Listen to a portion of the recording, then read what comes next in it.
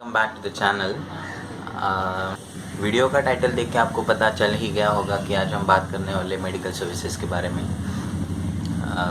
मैं मुंबई महाराष्ट्र में रहता हूँ। पिछले एक महीने में मैंने जो फेस किया है, जो भी मेडिकल फैसिलिटीज़ है हमारे इंडिया में, जो भी हॉस्पिटल्स वगैरह है, उन सब के बारे में आज मैं बात करने वाला हूँ कि क्या हो रहा है, what is the ground reality.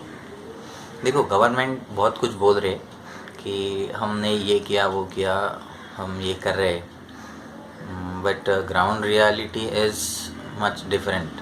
अभी कोविड के पेशेंट्स बहुत बढ़ गए। आपने न्यूज़ भी देखा भी रहा होगा कि 11,000 से भी ज़्यादा एक दिन में केस मिले हैं, कल की या आज की बात है। और 300 से भी ज़्यादा डेथ हो चुकी है ड्यू टू कोविड। बट ऐसा नहीं है कि सारे पेशेंट्स कोविड के ही मिल रहे। There are some non COVID patients, उनका क्या? आजकल एक तो हॉस्पिटल में एडमिशन नहीं मिल रहा है। हॉस्पिटल्स कोविड के पेशेंट को भी इजीली नहीं एडमिट कर लेते। आपको न्यूज़ देख के ये सब तो पता चल ही रहेगा। बट क्या हो रहा है फॉर नॉन कोविड पेशेंट्स, उनकी कंडीशन क्या है, उनके लिए ट्रीटमेंट्स जो भी चल रहे उसका स्टेटस क्या है, तो मैं आज बताने वाला हूँ। देखो, ground reality is different. For non Covid patient उनको भी एडमिशन नहीं मिल रहा है हॉस्पिटल्स में। और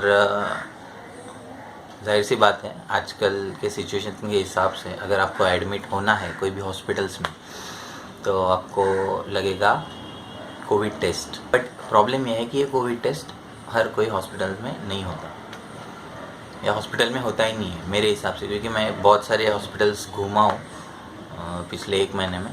बट वहाँ पे मैंने तो नहीं देखा कि कहीं कोविड का टेस्ट हो रहा है। सिर्फ ये है, मुंबई में एक ऊपर हॉस्पिटल है, वहाँ पे हो रहा है, ये मैंने देखा बस। बाकी कहीं होता रहेगा, I don't know. But some private labs are there. Metropolis है, SRL है, ये सब लैब्स आपका टेस्ट कराते हैं।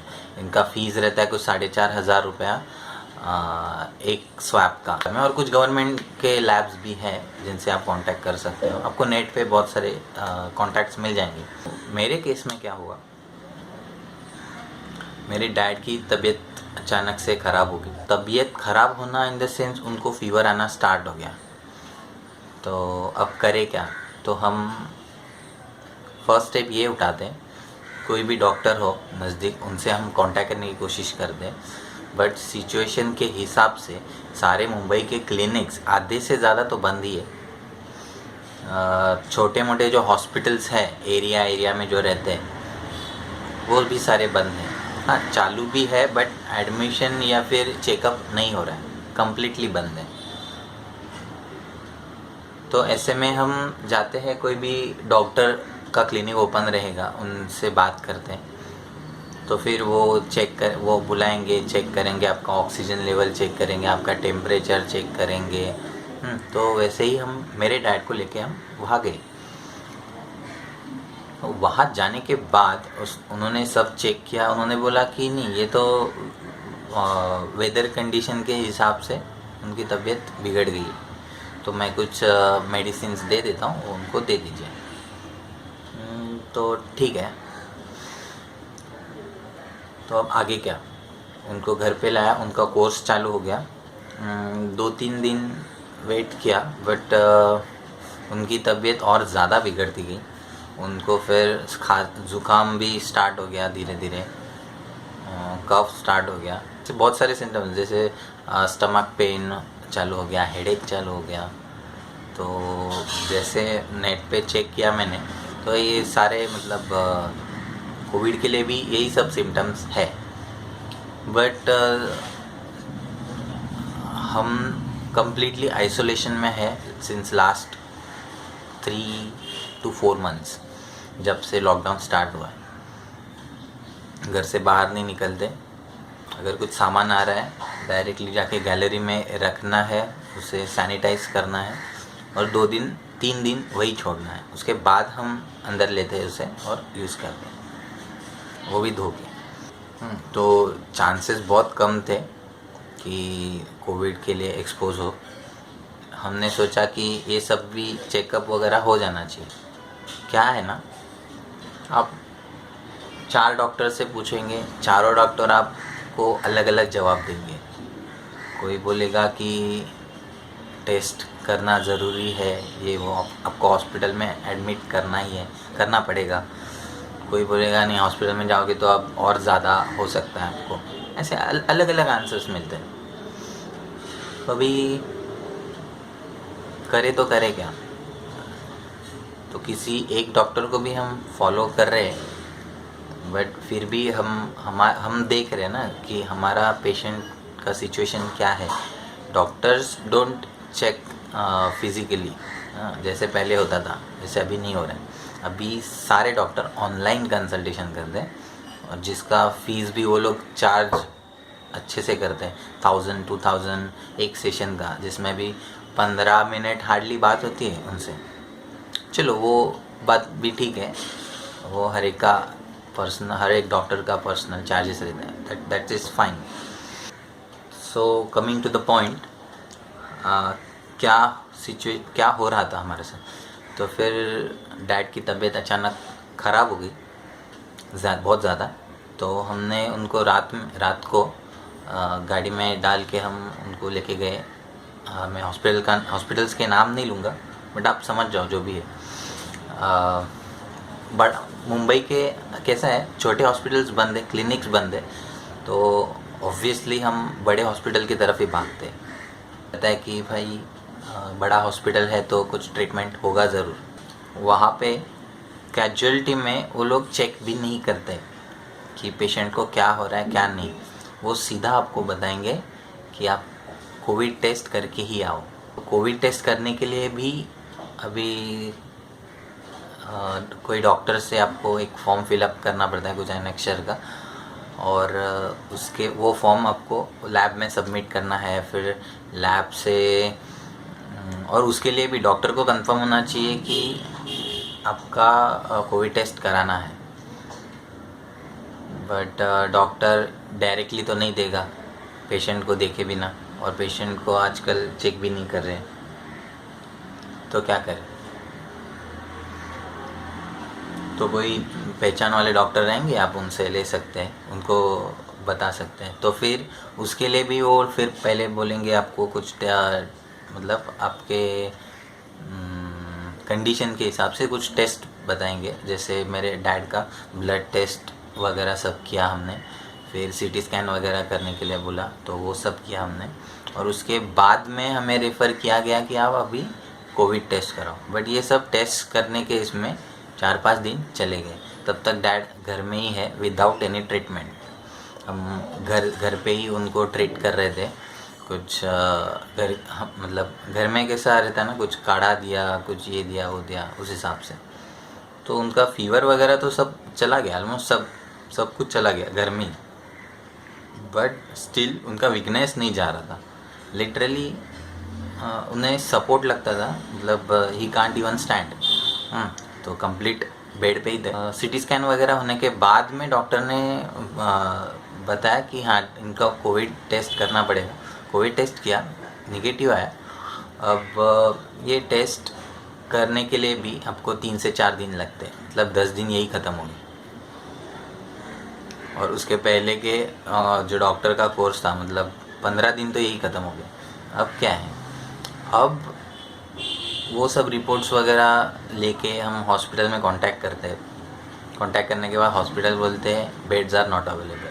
हाँ नहीं, ये कोविड पेशेंट्स के लिए नहीं बोल रहा हूँ, नॉन कोविड पेशेंट्स के लिए भी बेड्स आर नॉट अवेलेबल। हमारे फैमिली मेम्बर्स में से कोई अगर किसी की कंडीशन ख़राब है तो हम चाहेंगे उनको बेस्ट ट्रीटमेंट मिले, उसके लिए हम पैसा नहीं देखते। तो उस हिसाब से हमने भी बड़े हॉस्पिटल की तरफ ही भागे। तो बॉम्बे के बहुत सारे हॉस्पिटल्स घूमे, बट कहीं पे भी एडमिशन वगैरह नहीं हो रहा था।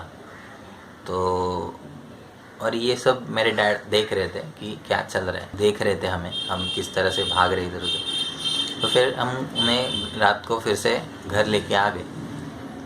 विदाउट एनी ट्रीटमेंट कुछ भी नहीं। सारे हॉस्पिटल्स के ओपीडी कैजुअलिटी में जाके हमने दिखाना चाहा, बट किसी ने अलाउ नहीं किया। फिर हम घर पे आ गए तो फिर उन्होंने खाना पीना सब चालू किया।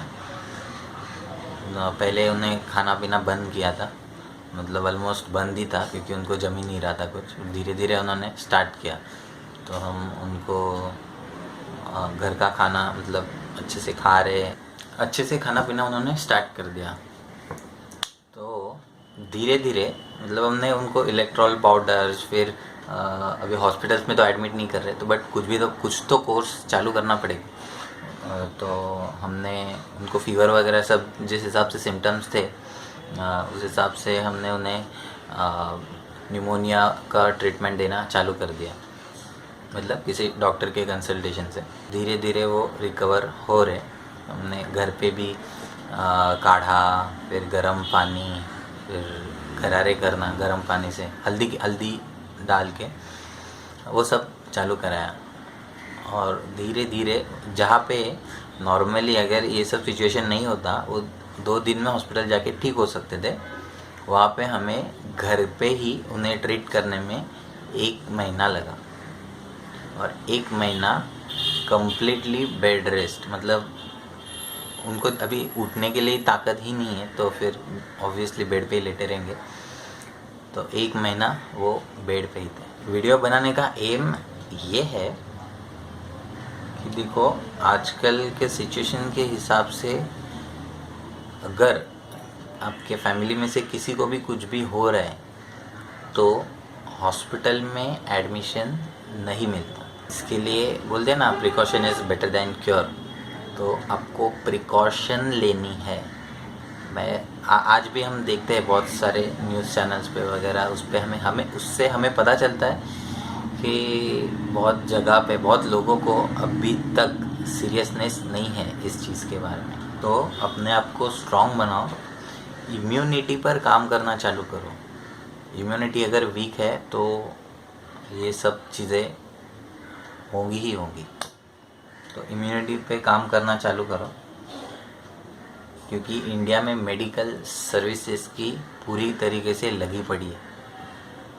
देखो इम्यूनिटी ऐसे ही नहीं बढ़ती, इम्यूनिटी बढ़ने के लिए ईयर्स एंड ईयर्स लगते हैं। ऐसा नहीं कि आज कुछ खाया और कल इम्यूनिटी बढ़ गई, बट एटलीस्ट अभी स्टार्ट करो। तो 1 साल में कोई बीमारी वगैरह नहीं हुई, आपने अभी से स्टार्ट किया हुआ है, तो 1 साल बाद आपकी इम्यूनिटी कुछ ना कुछ तो बेटर हो चुकी होगी। तो उस हिसाब से आपको ट्राई करना है, इम्यूनिटी सुधारो, सब ठीक हो जाएगा। ज़्यादा कुछ नहीं करना है आपको, लेस ऑयली फूड्स वगैरह जो भी है इसके लिए तो आपको यूट्यूब पे बहुत सारे वीडियोस मिल जाएंगे। मैं खास करके आपको बताना चाहूँगा गिलोय, मराठी में उसको गुड़वेल बोलते हैं। गिलोय का जूस करना स्टार्ट करो। गिलोय का जूस आता है, गिलोय का पाउडर आपको मिल जाएगा आयुर्वेदिक शॉप्स में, उसका काढ़ा बना के पीते जाओ, वो इम्यूनिटी के लिए बेस्ट है। फ्रूट्स वगैरह खाना चालू करो, फिर बाहर का जंक फूड पहले तो बंद करो, फिर ग्रीन वेजिटेबल, गर्म पानी पीते जाओ हल्दी डाल के, हो सके तो गरारे करो गर्म पानी से। ये सब करने से आप ये सब बीमारियों से दूर रहेंगे, खास करके कोविड से। और ये सब चीज़ पे आपको दोस्तों बहुत ज़्यादा ध्यान देना है। यूट्यूब पे आपको तो बहुत सारे वीडियोस मिल ही जाएंगे कि आपको क्या करना है क्या नहीं करना है। बहुत सारे डॉक्टर्स ने वीडियो बना के डाले हैं। आप मल्टीविटामिन्स ले सकते हो साथ में। सूप वगैरह बनाओ, एंजॉय करो घर पे ही, घर पे रहो, सेफ रहो। और बीमारी होने देना ही क्यों है, हो सकती है, कभी भी हो सकती है, बट जितना हम अपने आप को स्ट्रॉन्ग रखेंगे मेंटली और फिज़िकली भी, और अच्छा चीज़ खाते जाएंगे, तो ये सब बीमारियों से हम ऑटोमेटिकली दूर ही रहेंगे। So please guys take it very seriously. अब मेरे डैड ऑलमोस्ट 80% रिकवर हो चुके हैं, इसलिए मैंने आज ये वीडियो बना के आप सबको बताया है। मैंने डिटेल में तो नहीं बताया, बट सिचुएशन ओवरऑल यही कुछ है। Ayurvedic treatment is always best. Ayurvedic treatment करना ही चाहिए, भले ही आपका एलोपैथी कोर्स चालू हो कोई डॉक्टर से, बट आयुर्वेदिक ट्रीटमेंट करते जाओ, क्योंकि जहाँ आप एलोपैथी से 2-3 दिन में ठीक हो जाते हो, वही आयुर्वेदिक में 1 महीना लगेगा। जैसे मेरे डैड के केस में हुआ तो 1 महीना लगा, बट उनकी तबीयत में काफ़ी अच्छा सुधार है। जो पहले से उनको कुछ प्रॉब्लम्स थे और अलग, वो भी धीरे धीरे सॉल्व होना चालू हो गया। तो बीमारियों से बचोगे तो आगे टेंशन भी नहीं होगा। तो पहले जैसे ट्रीटमेंट अभी नहीं मिल रहा है, अगेन बता रहा हूँ, मेडिकल सर्विसेज की लगी पड़ी हुई है, तो इस चीज़ का खास ध्यान रखो। बाकी और कुछ नहीं कहूँगा। Thank you so much for watching this video. Stay safe, stay healthy. Thank you so much. अगर आपको ये वीडियो अच्छा लगा तो लाइक, शेयर एंड सब्सक्राइब ज़रूर करना। Thank you.